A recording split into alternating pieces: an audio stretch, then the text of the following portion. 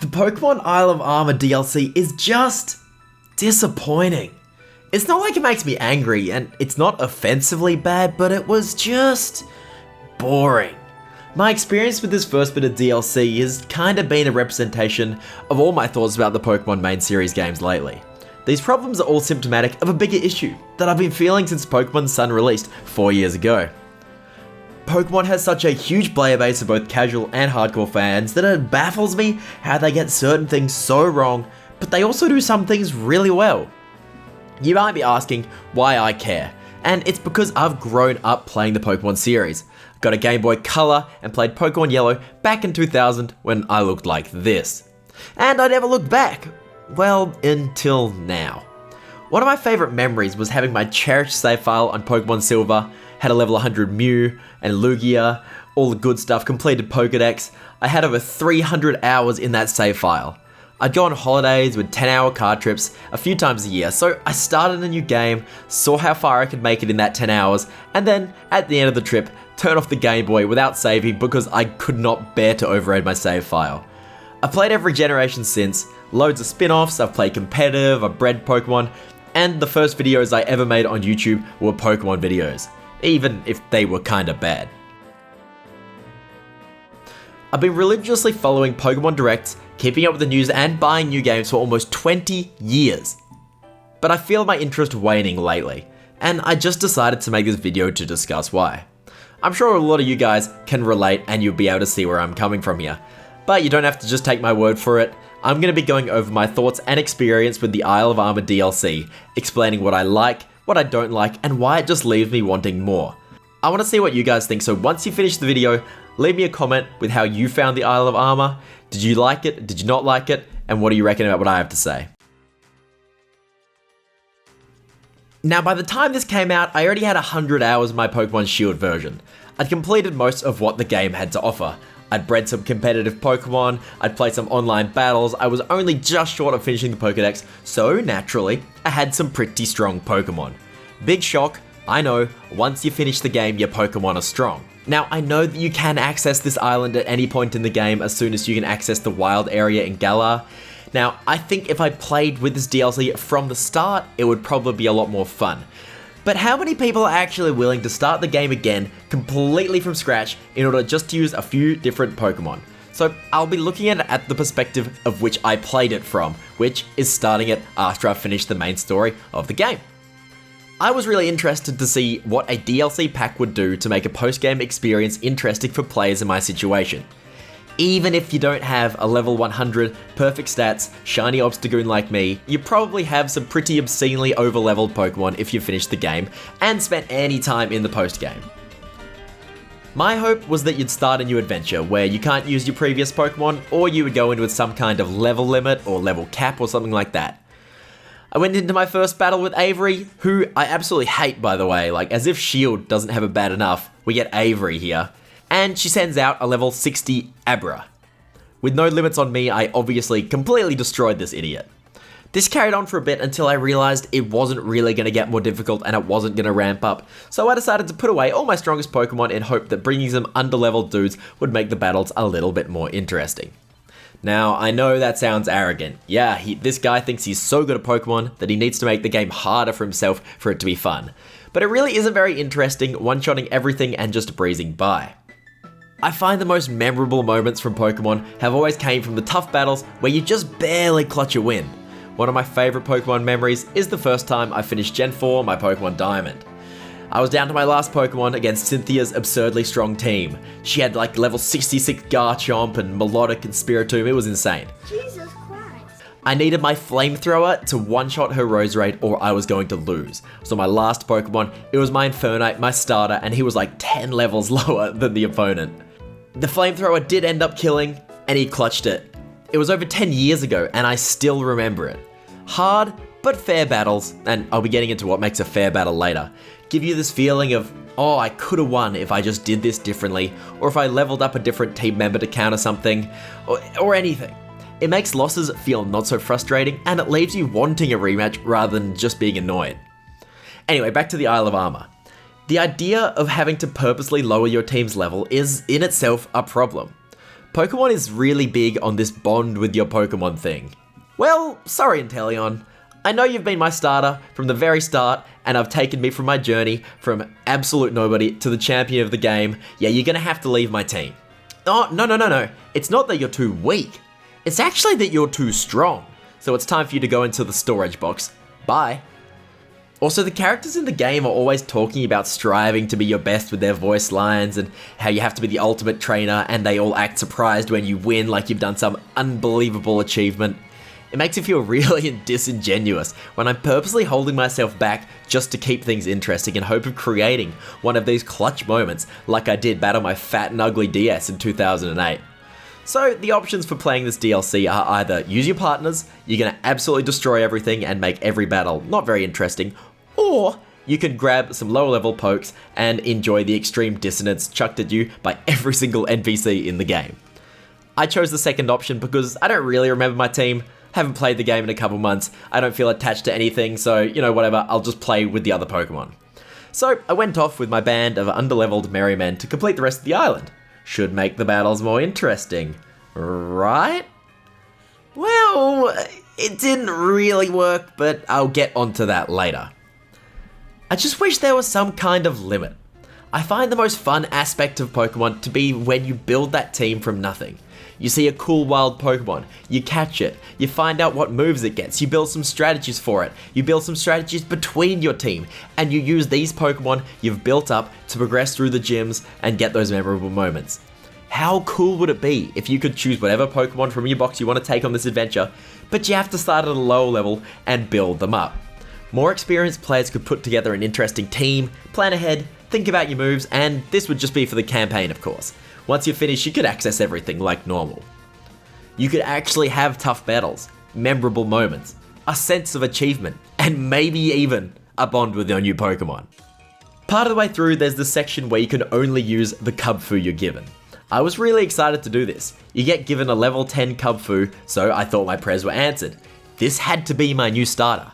I'd go into this tower that they'd built up for me, I'd start a new campaign, I'd build up a team, things were finally kicking off for the better. But then I get to the door of the tower, and this guy tells me that I need to get Cubfu to level 70 before I enter, if I didn't want to have a bad time. So there goes that idea. I just gave him a bunch of XP candies and got him to level 68 and went in, because I can't be bothered grinding one Pokemon up to level 70. And the whole tower was just 5 trainers, and they each had one Pokemon, which I pretty much one-shotted except for the last battle. And that's every single battle you're restricted by. After that, you're just back to using whatever you want. I was a bit disappointed by that. Now, I actually did have to use some strategy in the last battle, which made me pretty excited. I used Bulk Up, which increases your attack and defense at the start of the match, and just before I won, I got critted and I died. Now, critical hits ignore your defense, so it didn't matter that I used Bulk Up. I said I wanted challenges, but I said I like fair challenges. When you only have one Pokemon, one crit is just going to end your run. And then this idiot decides to do some voice line about landing a crit. I said I like the feeling of, oh, I could have done something differently to beat him next time. What could I have realistically done there to do anything differently? All I can do is go through these 5 boring trainers again and hope I don't just die for no reason. At least I was level 69 at the end. Nice. The difficulty of the Pokemon games is just so whack. I feel like I've been purposely keeping my levels low ever since they introduced this group XP share and Pokemon X and Y, and I hate it. The situation they put you in here with Cubfu is only hard because there's so few options that I can't use any good strategies apart from just making him a higher level, which if you don't have XP candies is going to be a really boring grind, and either way it's not going to feel very rewarding at the end of the day. Anyway, now that was done, we go back to my team of underleveled guys who I was doing the rest of this with. I finally make it to the final boss of this DLC. Spoiler warning, I guess. It's Master Mustard with nothing holding him back. He's got a team of Pokemon with their levels ranging from the mid to higher 70s. How will my pathetic team of level 65 or lower deal with this? Well, luckily, the trainer AI is terrible, and it always has been. Even on these master trainers, the final bosses, the champions. And Dynamaxing is still a ridiculously powerful mechanic that is really easy to abuse. I figured the first Pokemon he would send out was a fighting type, because he's like a Kung Fu guy.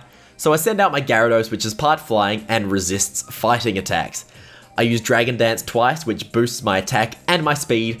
I Dynamax, and then I proceed to one-shot his entire team. Epic battle. If the AI was any good, they would just recognize that this was a bad matchup and change Pokemon, to his electric type Pokemon, which is 4 times effective against Gyarados, and kill me for my super greedy plays. Instead of giving a better AI, which would actually require effort, they just increase the level of these teams to give it difficulty. This doesn't work against these cheesy strategies like this, and it would actually require me to think about my plays if they actually had AI instead of just going on autopilot all the time. Now, I know that not everyone is as well versed in Pokemon strategies as people who have played competitive like me, and I get that. But does anybody actually have trouble beating these games? The focus on accessibility has made the Pokemon games either boring or sometimes unfairly difficult. I get the balancing a game where the player has so many options must be extremely difficult. But if Twitch Plays Pokemon finished Pokemon Red, I'm pretty sure that anyone can beat these watered down games that have only become easier since. You know what? I have no memorable stories from my Pokemon Shield playthrough. I couldn't tell you what the gym leaders were using, and what was the interesting battles and what their strategies were. But you know what? I will never forget Cynthia's Garchomp, Melodic and Roserade. Also on the topic of the final battle, I just did not care about this little story. There was absolutely no stakes, no interesting characters. At one point, just to push the story along, you go on a pointless fetch quest because Master Mustard seems to pretend to forget where something is, so you just have to go do it. Like, Pokemon for me is not a story-driven experience, but I would like to feel as if some of it matters, even just a tiny bit. Now, I do know what a lot of people say about this. This is just a game for kids. Peter, you grew up, but the games didn't, and it's not for you anymore. And I get that, and this might be true. Pokemon clearly is still doing absurdly well with younger generations, and I still buy every game. But there's only so long that this can go on before I lose my trust in the brand. You know, I lined up outside a game shop at 8 AM the day Ultra Sun and Moon came out, but then I didn't even finish the game. It's such a ridiculous situation now that I look back on it. How many disappointments can long-term fans take? Anyway, I've talked enough about the difficulty of this. Check this video out by Fudge, which is fantastic at tackling this idea in more depth. I don't agree with everything he says, especially about Gen 5 and Smash Ultimate, but he lays everything out extremely logically, and this video is definitely inspired by him taking a critical look at Pokemon. Basically, the story of this DLC was very easy, short, and pretty boring. I was done in like 3 or 4 hours, and I wasn't really engaged for most of it. Definitely not worth the money. So what would make it worth the money? A lot of people are enjoying some aspects of the DLC, so let's take a look at that. First, let's talk about the new wild area and the new Pokemon that have been brought back. The idea of making the whole expansion one big wild area is super cool. Exploration is something that's never really been great in Pokemon games, because they're usually just linear paths from A to B. But this is a big open area that lends itself to the possibility of hiding little secrets in corners, rewarding players for going off the beaten path. Now, this map does do this to a reasonably good degree. There are little islands and caves with unique Pokemon, hidden items, and other little goodies. But to me, unfortunately, these rewards don't really feel, well, rewarding. Like, I do like the little hidden Alolan Diglets, but I don't really have any use for another hidden item, which is probably just like a bag of Stardust or a berry. This calls back to the problem of this being set in the post-game for me. If you'll allow me to do a really stupid analogy, think of it like this. Alright, you're friends with Brad Pitt, and he invites you to his birthday party. You need to get Brad Pitt something pretty good, but what can you buy for someone like this? He already has anything that anyone could ever want, so nothing's going to be good enough. You going to buy him another bag of Stardust? You going to buy him a berry? How do you reward post-game players? The same goes for the new Pokemon. What's the point of adding a new Pokemon to my team? I quite like a lot of the returning Pokemon. Mienshao, Scizor, Luxray. But there's no need for me to get them and train them due to the lack of difficulty and objectives. I kinda just went around the wild area, avoiding most wild encounters because there's no point in seeing them or catching them at the moment. It seems like it was designed that you could access it earlier in the game. You know, going to the Isle of Armor earlier on in the story and kind of like dipping in every time you want a new Pokemon. But everyone's finished the game by now. I'm not going to play through the entire thing just so I can have a slightly different experience with a few different Pokemon. Look, I'll consider it when the next DLC comes out, but I'm not going to do it now and then start another game again when the new DLC comes out, so I have to start again. Now, this DLC does add a lot of things for competitive players. New Pokemon to choose from for their competitive team is always good. Shout out to Blissey. I mean, nobody asked for you, but you're here anyway, so, you know, let's celebrate it. Now, I haven't played competitive in quite a few months, but I do get a feeling of an inclination to kind of give it a go, just to try out some of the new Pokemon and the new move tuning moves. They could allow for some new strategies. Now, I'm a big fan of meta shifts and diversity, so that's all good in my book. I also do like the quality of life changes with being able to reset a Pokemon's EVs, which is, for people who aren't into competitive, basically resetting the stats they've gained by battling with you, so you can't stuff up a Pokemon by having it in the wrong battles.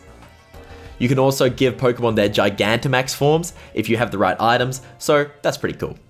Now, people have argued that these things should have been in the base game, and you shouldn't have them hidden behind a paywall. And I would say, maybe? Like, if you didn't release these Pokemon at a later date, the meta would already be settled, which would be boring already. As for the Gigantamaxing, if you could just put it onto any Pokemon from the start, it would have really taken away from the hype of getting these Gigantamax raids when the Pokemon Sword and Shield first came out. The EV reset person probably should have been in the base game though, just between you and me. Oh, and they added Pokemon following you in the overworld, which is pretty cool. But they just use the existing models and animations, and I think it's from the Pokemon camp, so I don't really see any reason why this wasn't just in the base game, as it wouldn't have really taken much effort. After experiencing this DLC and feeling pretty unsatisfied, I'm not really sure what to do when the Crown Tundra comes out. Do I start a new game and play with these two new areas for the final experience of Pokemon Shield? Or do I play on my main account and hope that it's better than the Isle of Armor for a post-game experience? I asked you guys on Twitter how everyone was finding the DLC so far. Some people were enjoying it quite a lot. Some people were not so much. But the general vibe I got was just so average. It was short, it was okay, people liked the new Pokemon editions, but it was nothing special. When did we become okay with one of our favourite games just being okay? This DLC pack costs 45 Australian dollar dues. If you're short on money, I just really can't recommend getting this for the couple of hours of gameplay, unless you're a competitive player or you really enjoy completing the Pokedex. Go buy a different, cheaper game, like Terraria, or, I don't know, the Binding of Isaac. I paid a lot less for these games and have like 1,000 hours in them combined. That's a lot better value. Like I said earlier, the DLC pack doesn't make me angry. It's not terrible. I had some fun playing it and I like the new Pokemon, but it just doesn't give me the core Pokemon experience that I enjoy. The direction that Pokemon has been going on for the past few generations is just not looking hopeful for long-time players like me. The core fun of Pokemon games seems to be getting replaced with new forms, battle gimmicks, and tepid cutscenes. Look at how active of a modding and ROM creating community there is for Pokemon, even when Nintendo brutally tries to shut them down at any given opportunity. The players aren't satisfied with what's being offered, but they still love Pokemon, and they want to find the fun again. The hardcore players are important. Pokemon wouldn't be where it is now without them. Hardcore players are the ones that create content, they make Twitch streams, they make competitive which sparks more interest in the game, they complete their Pokedex, and they recommend the game to their friends. Now, I don't think it's impossible, but I'm just not seeing it happen, and if we keep just lapping up all this disappointing DLC, do you think there's going to be any changes? Because I don't think so. Let me know what you guys think down in the comments. If you agree, disagree, it's all good. Just keep it relatively civil down there. I know it's the YouTube comment section, so I'm asking a lot. And if you like this kind of video, let me know and drop a subscribe. Thanks for watching, and I'll see you next time.